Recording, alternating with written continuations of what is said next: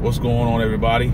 It's yours truly, Dan Adams, aka the soulful conservative, the prosecutor, and the DA. And I'm coming to you on this drive-in on YouTube. I'm going to try and do this every single morning. I'm going to try and see how this goes. Seeing that YouTube now has really gone the extra mile, which I got to give them props of how they have this live streaming set up from your mobile device, whether it's your phone or your tablet. And it's real cool because I can set the title, I can actually share it out before I even start, because I know on Periscope you can't share it out or share it out to who you want until you actually start recording. That's not cool. How efficient is that? Especially when you're trying to get into a situation like I am, where I'm in my car and I'm driving. I'm still trying to do this, but be safe at the same time. So kudos to YouTube for having that capability at its fingertips and at your fingertips, ladies and gentlemen. So if you want to go ahead and do this and be one of these road warriors like I am, trying to get the word out, trying to let everybody know what's going on out here. And speaking of what's going on out here, ladies and gentlemen, I was just listening to the Hugh Hewitt show before I started this broadcast, and he was talking to a London correspondent from the New York Times. And just throw New York Times, you didn't hear what I said, but I like this guy. I actually read his work, and I forgot his name. His name's John. I can't remember his last name. Pulitzer Prize winner. And he was discussing the horrific terrorist attack that happened in London yesterday. And ladies and gentlemen, I tell you, there's always an incident that's going to happen, whereas after a horrible, horrific terrorist attack occurs, 2020 hindsight seems like it's always, and I mean always, being pushed, always, I guess, being thrown out there as the narrative for the narrative of narratives.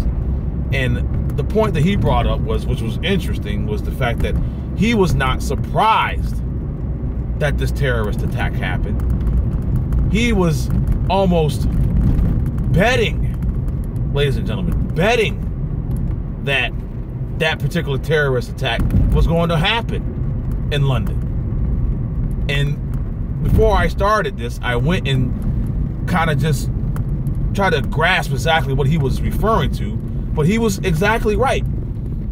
Now, I'm not trying to throw out there that the new Muslim London mayor had anything to do with this terrorist attack. But my thing is this: we know the situation in the background of the attacker. We know he is a Muslim. We know that he was a staunch, and I mean staunch, opposer to Western civilization. He is on videotape threatening to kill me and you and those over there, the infidel. So there was no surprise that, number one, that this terrorist attack happened. And number two, it is no surprise that it was the individual that ended up being the attacker in this incident.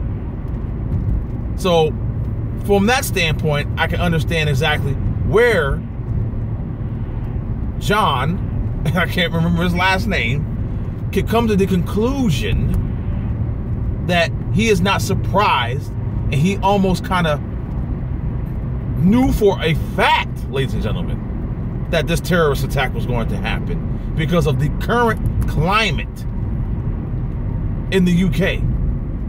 The current climate, number one, having a Muslim mayor, okay, just throw this out there, and I am not, ladies and gentlemen, let's get it straight, don't get it twisted.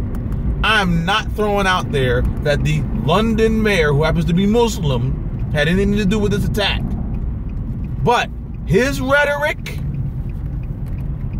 his, I guess, ideology, you can go Sadiq Khan, that's his name, Sadiq Khan. Look him up. look up his past, look up how he spoke on issues in regards to Western civilization and his religion, Islam. Go look it up. Don't have time to school you on it now. But go look up his background, his ideology, his prior statements, his stance on the situation at hand. And that is, ladies and gentlemen, the so-called religion of peace. Now, like I said, I am not gonna be an individual who is so on the precipice of being a conspiracy theorist, saying that Mayor Sadiq Khan, London Mayor Sadiq Khan, had anything to do with the terrorist attack in London that happened yesterday. All I have to say is, and I'm gonna go ahead and get to my next topic, is that keep a very keen eye, ladies and gentlemen.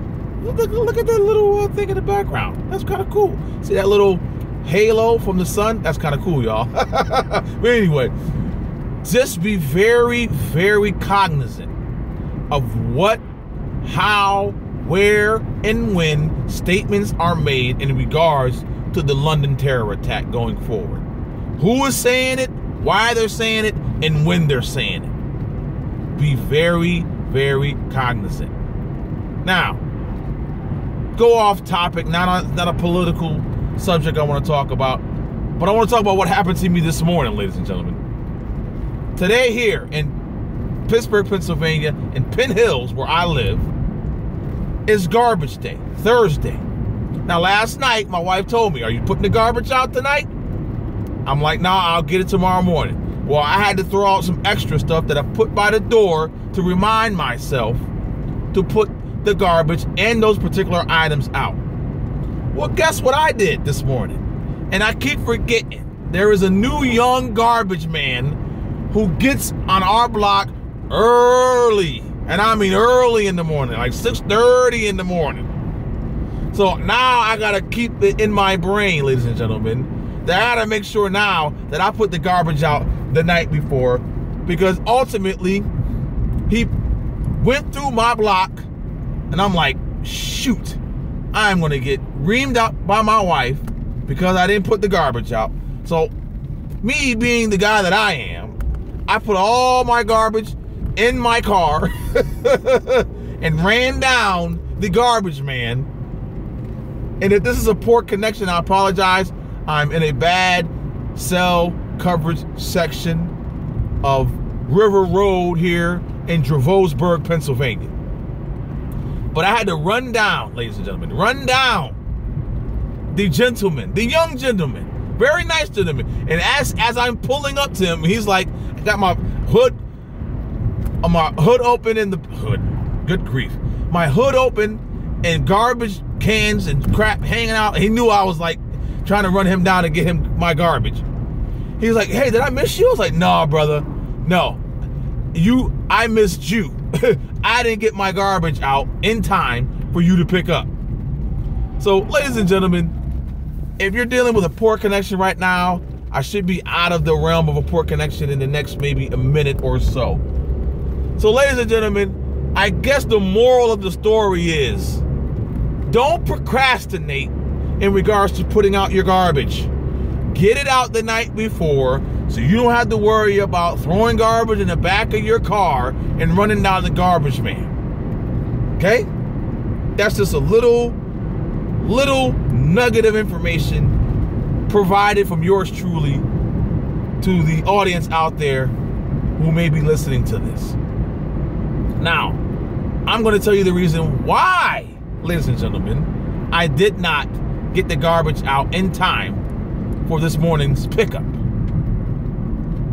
I took it upon myself, seeing I didn't do a show last night, and I got my new webcam and all that good stuff set up down in my basement, even though, ladies and gentlemen, it's not fully set up. I got to get my green screen and all that good stuff to go forward to bring you the best of the Dan Adams Show, morning and evening edition. Political heat is going to be returning because War Radio is around the corner. That's right. WeAreAmericaRadio.com. All one word. WeAreAmericaRadio.com. DanAdamsShow.com is coming back. CEO Wayne Dupree. Hit him up on Facebook or Twitter if you want to become a member of the War Radio family. At Wayne Dupree Show on Facebook and Twitter, or hit me up at Dan Adams Show on Facebook or Twitter, and we can converse and get you situated and get you on your way to being one of the voices of War Radio. We are America Radio. Now, only have a few more minutes before I have to end this particular drive-in with yours truly, Dan Adams, aka the soulful conservative, the DA, and the prosecutor, the voice of the voiceless, grassroots conservatism. And if for the one individual that I know I see is watching this, share this out. Share it out. When you see it on my timeline, share it out. Share it out. When you see it on your timeline, possibly, share this out. This is going to try to be the, I guess, place to be in regards to live broadcasting here on YouTube, the drive-in with yours truly. I'm going to try and do it every morning starting today. I hope I can facilitate. But as I was stating, why I could not get my garbage out this morning was because I was recording a segment for the Dan Adams Show Morning Edition that you will see later. I got to get it spliced up, chopped up, and edited so you can get a good production of the Dan Adams Show, the Morning Edition. Now, going forward, it is Thursday, Throwback Thursday, whatever Thursday you want to call it.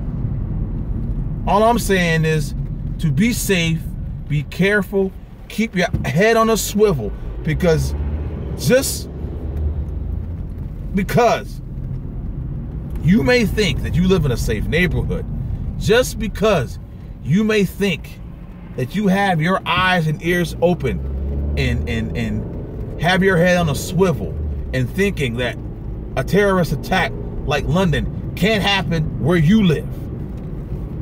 You better get that thinking out of your brain. You better scratch that out of your mind. Because, ladies and gentlemen, what happened in London can happen to you.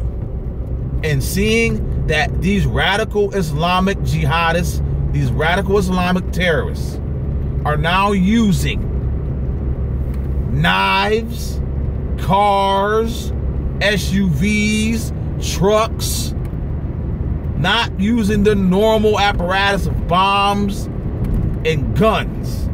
And the left can't scream and yell about taking away guns in regards to this terrorist attack because this idiot used cars and knives, ladies and gentlemen, to perpetrate these attacks. So, ladies and gentlemen, and for the life of me, ladies and gentlemen, what I am trying to understand is, who was the individual? We know the individual that got shot by police outside of Parliament. But who was the individual driving that car on Westminster Bridge, mowing down people? Why isn't anyone talking about that? Why don't we have any information on that individual? And from what I'm seeing, ladies and gentlemen, unfortunately, even though in this day and age where radical Islamic terrorism is at its apex, we are still, and I mean not me, but them, those who are still trying to make it a point to not spouse the words right off the bat when we know what it is, who it is: radical Islamic jihadism, radical Islamic terrorism that are perpetrating these terrorist attacks. Just come out and say it. Don't be afraid, because who cares if our rhetoric is somehow, ladies and gentlemen, somehow being the, I guess, catalyst for those individuals who may be on the fence, who want to become a jihadist. No, they are going to be a jihadist whether we are silent or whether we're loud. It doesn't matter. Whether we say anything or don't say anything, it does not matter. This is not a recruiting tool for future jihadists. They're already in the making, ladies and gentlemen. They are already being indoctrinated, ladies and gentlemen. So please, I'd rather be a person at the forefront, not being some punk just because some radical Islamic jihadist wants to blow me up, blow my family up, and blow you and yours up. I'm going to say to them, guess what? You want to come and attack me? Put these up. Don't bring knives. Don't bring bombs. Don't bring guns. Be a man. Use these. Use your own two fists and come to the fight. But no, they're punks. They're nothing but little punks, ladies and gentlemen. Radical Islamic jihadists and terrorists are nothing but punks. Put that in your pipe and smoke it, and let the individuals know who want to carry out this jihad that if they want to come my way, then I'm already in the fight for civilization. I'm already in this fight against you and your so-called religion of peace. I'm already in this fight to make sure that yours truly and my family and you and yours will not be the next victim of radical Islamic terrorism. Now, as I said at this light, about to make this left to journey in to the 9 to 5. May God bless you and yours. May He keep you and your family safe. Till next time, God bless. Peace.